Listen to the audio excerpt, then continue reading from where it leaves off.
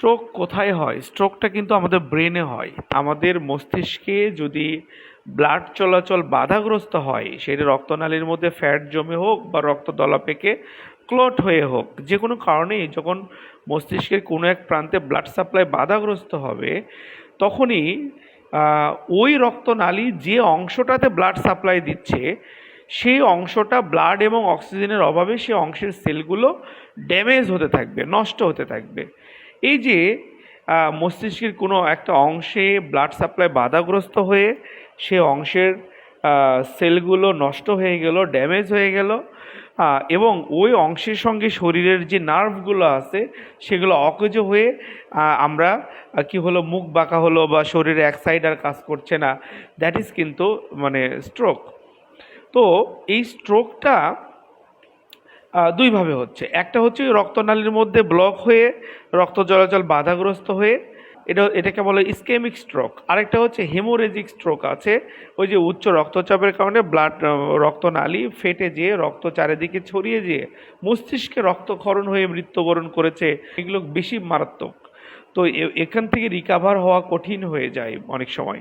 তবে ischemic stroke হলে, এই যে ব্লাড সাপ্লাই বাধাগ্রস্ত হওয়ার কারণে যে স্ট্রোকটা হচ্ছে, ইসকেমিক স্ট্রোক হলে আমরা রুগীটাকে অনেকখানি ফিরিয়ে আনতে পারি। হেমোরেজিক স্ট্রোক হলে রিকাভার করাটা একটু চ্যালেঞ্জিং হয়ে যায়, কঠিন হয়ে যায়। স্ট্রোক মূলত দুই ধরনের। ইসকেমিক স্ট্রোক এটি সবচেয়ে সাধারণ ধরনের স্ট্রোক, প্রায় 87% ক্ষেত্রে এটা হয়। মস্তিষ্কে রক্তনালীতে রক্ত জমাট বেঁধে রক্ত প্রবাহ বন্ধ হয়ে গেলে এটি ঘটে। কোনো কারণে একটা ব্লক হলো, হয়ে অপর প্রান্তে ব্লাড সাপ্লাই বাধাগ্রস্ত হয়ে যে স্ট্রোকটা হচ্ছে, এটা হচ্ছে ইসকেমিক স্ট্রোক। আরেকটা হচ্ছে হেমোরেজিক স্ট্রোক। হেমোরেজিক স্ট্রোকটা দেখেন, মস্তিষ্কের রক্তনালী ফেটে রক্তক্ষরণ হলে এই স্ট্রোককে আমরা হেমোরেজিক স্ট্রোক বলি। এটাতে 13% ক্ষেত্রে এটা হয়, 87% ক্ষেত্রে ইসকেমিক স্ট্রোক হয়, এবং ওটাই মানে ওখান থেকে রিকাভার করা যায় তাও, কিন্তু হেমোরেজিক স্ট্রোক হলে রিকাভার করাটা অনেক কঠিন হয়ে যায়। ঠিক এই দুটো জিনিস মনে রাখেন, বেশি গভীরে যাওয়া লাগবে না। আর এক ধরনের স্ট্রোক আছে, এটা একটু আপনারা লক্ষ্য করেন, এটা কিন্তু হরহামেশা আমরা দেখি। সেটা হচ্ছে কোনটা? ট্রানজিয়েন্ট ইসকেমিক অ্যাটাক বা টিআইএ নামে আরেকটা স্ট্রোক আছে, যেটাকে মিনি স্ট্রোক বলে। আমি আসলে ট্রানজিয়েন্ট ইসকেমিক অ্যাটাক বলতে চাই না, আমি মিনি স্ট্রোক বলতে চাই। তো এই মিনি স্ট্রোকে যেটা হয় দেখেন, মিনি স্ট্রোকের লক্ষণ অল্প সময়ের জন্য দেখা যায় এবং সাধারণত 24 ঘন্টার মধ্যে সেরে যায়। ঠিক আছে? তো এই জিনিসটা, এই মিনি স্ট্রোকটা আবার ভবিষ্যতে পূর্ণাঙ্গ স্ট্রোকের ঝুঁকি বাড়িয়ে দেয়। তো মিনি স্ট্রোকটা কি? ধরেন এই যে স্ট্রোক হয়ে একটা মানুষ, হঠাৎ করে স্ট্রোক হয়ে একটা মানুষের মুখ বাঁকা হয়ে যাচ্ছে, হাসতেছে মুখ বাঁকা বা ঠোঁট বাঁকা, কোনো একটা সাইড ঠিক মতো কাজ করছে না, হ্যাঁ, এই সমস্যাটা কোনো শরীরের কোনো একটা সাইডের সেন্স পাচ্ছে না, হাতে পায়ে সেন্স পাচ্ছে না, এই যে মুখ বাঁকা হয়ে যাওয়া, হাতে পায়ে সেন্স না পাওয়া, হঠাৎ করে একটা মানুষের মানে হঠাৎ করে এ ধরনের একটা সিচুয়েশন হওয়া, এবং দেখা যাচ্ছে কিছুক্ষণের মধ্যে আবার সেটা ঠিক হয়ে যাওয়া। হয়তো মানে এই সমস্যাটা হুট করে হলো, হয়ে দেখা যাচ্ছে 24 ঘন্টার মধ্যে ঠিক, অত সময় লাগেই না, এর অর্ধেক সময় অনেকে ঠিক হয়ে যায়।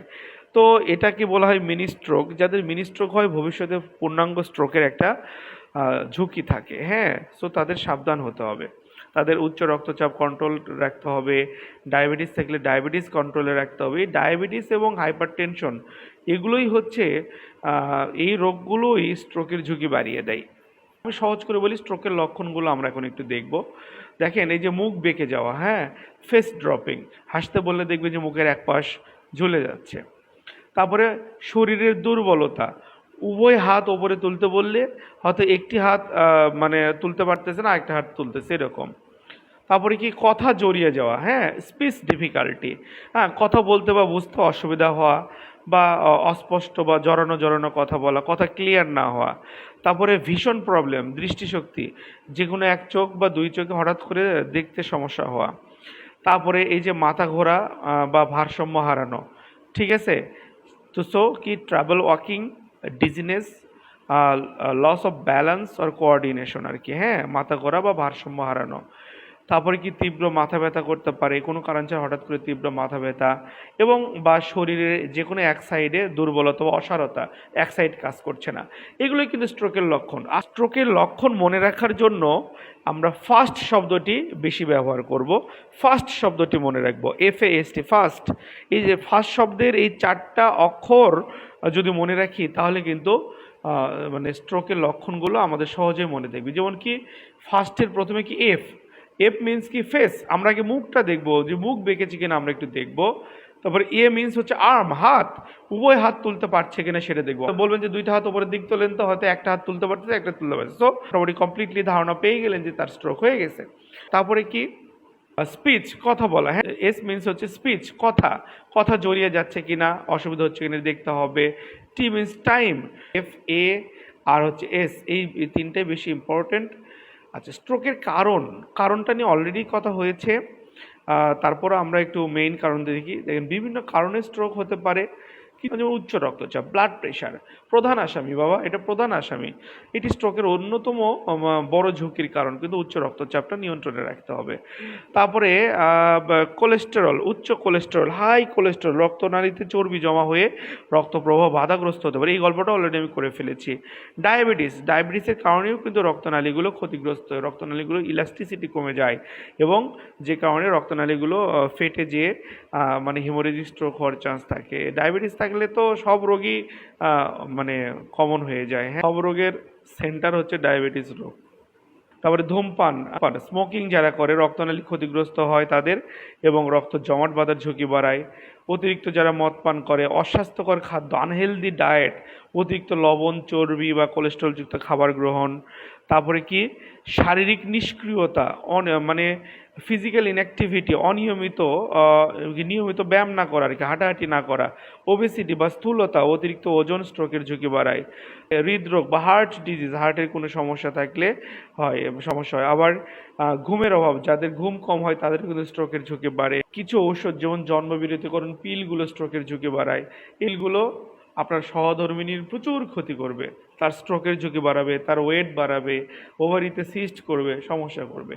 প্রিয় মানুষটাকে যদি সত্যিই ভালোবাসেন তাহলে সোজা কথা, কয়টাস করার সময় কন্ডোম ব্যবহার করবেন, ব্যাস। ওই লোকটা ভালো থাক, কারণ ওই মানে মরার আগে দেখবেন যে এক গ্লাস পানি এগিয়ে দেওয়ার জন্য হয়তো নিজের বউটাই আসবে বাবা, কিন্তু সন্তানরা হয়তো ব্যস্ততার কারণে দূরে থাকতে পারে, আমাকে ভুল বোঝেন না কেউ, তাদের ব্যস্ততার কারণে দূরে থাকতে পারে পেশাগত জীবনের কারণে, কিন্তু মৃত্যুর আগেও হয়তো এক গ্লাস পানি খাওয়ানোর জন্য প্রিয় মানুষটাই কাছে আসবে। সো সে কিভাবে সুস্থ থাকবে সেটাও কিন্তু নিজেদেরকে চিন্তা করতে হবে। বয়স বাড়ার সঙ্গে সঙ্গে স্ট্রোকের ঝুঁকি বাড়ে। পারিবারিক হিস্ট্রি, পরিবারে স্ট্রোকের পেশেন্ট থাকলে জেনেটিক্যালি এই সমস্যাগুলো অনেক সময় ক্যারি হয়, এটা রেয়ার কেস। লিঙ্গ বা জেন্ডার, পুরুষদের মধ্যে স্ট্রোকের ঝুঁকি কিছুটা বেশি, তবে মহিলাদের ক্ষেত্রে গর্ভাবস্থা বা মেনোপজের পর ঝুঁকি বাড়ে, পুরুষদের বেশি দেখা যায়। পূর্ববর্তী স্ট্রোক, যাদের ওই যে মিনি স্ট্রোক হয় আর কি, হ্যাঁ, তাদের পরবর্তীতে মানে পূর্ণাঙ্গ স্ট্রোক হওয়ার একটা ঝুঁকি থাকে। তা আমি মনে করি বাবা যে মূল ইস্যু হচ্ছে উচ্চ রক্তচাপ আর ডায়াবেটিস নিয়ন্ত্রণে থাকলে আর বাকি কিছুই না। রুগী যদি ঠিক মতো একটু প্রতিদিন অন্তত 30-40 মিনিট এভরি ডে 30-40 মিনিট সে হাঁটাহাঁটি করবে, ডায়াবেটিস উচ্চ রক্তচাপ যদি নিয়ন্ত্রণে রাখে, বিশ্বাস করেন মানে সে ভালো থাকবে, হ্যাঁ, সে ভালো থাকবে, স্ট্রোকের ঝুঁকিটা তার কমে যাবে। আচ্ছা, স্ট্রোকের চিকিৎসা সরাসরি আমি আমার প্রেসক্রিপশনে আসবো। মানে সমস্যা হওয়ার আগে প্রতিরোধটা আগে দরকার, তাই না? প্রিভেনশনটা গুরুত্বপূর্ণ। তো উচ্চ রক্তচাপ কিভাবে নিয়ন্ত্রণে রাখা যায়, ডায়াবেটিস কিভাবে নিয়ন্ত্রণে রাখা যায়, এগুলো নিয়ে আমার ভিডিওগুলো দেখে নিন। স্ট্রোক হয়ে গেলে দ্রুত হসপিটালে নিয়ে যেতে হবে, এটাই মূল কথা। দ্রুত হসপিটালে নিয়ে যেতে হবে, হসপিটালাইজেশন, বাসায় কোনো চিকিৎসা দেওয়ার কোনো অপশন নাই।